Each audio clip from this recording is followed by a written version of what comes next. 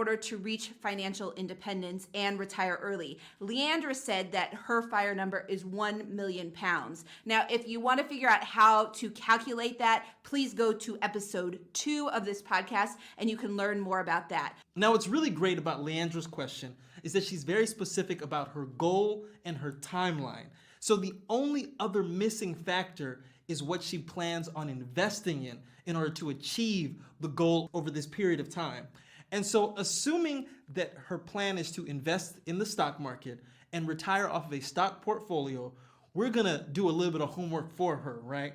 We're gonna make the assumption that she's planning on investing in the US stock market and getting the returns from the US stock market. Now, even though she's in the UK, there are ways for people that live in foreign countries to still invest in the US stock market. It all depends on the brokerage that you're with, but you should also be able to find a way to access the US stock market and get those returns.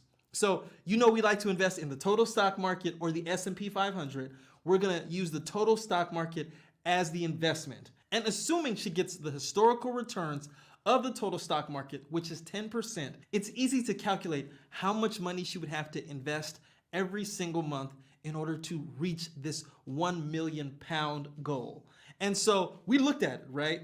She would need to invest 5,500 pounds per month with a 10% return in order to achieve financial independence in 10 years. So 5,500 pounds is going to sound like a lot of money, especially for a 23-year-old who is assuming that she's going to have to be investing that much every single month for 10 years. Now, for people in the States that are listening to this, 5,500 pounds is the equivalent right now to about $6,200 every single month. So now that she knows this number, this range of how much she should be investing, the next question is, how does she get her income to a level where she can be investing at that rate of 5,500 pounds every single month? So even though it sounds like a lot of money, I would not let that discourage her, because really, everyone that calculates their FIRE number and they're starting this journey,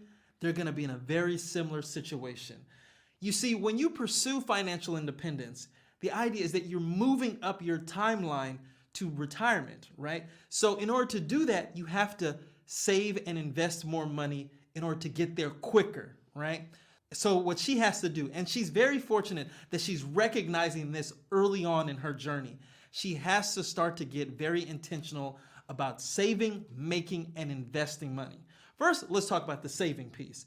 If you don't have a budget, develop a budget and identify all of the money that you can save, because that means more money that you can invest.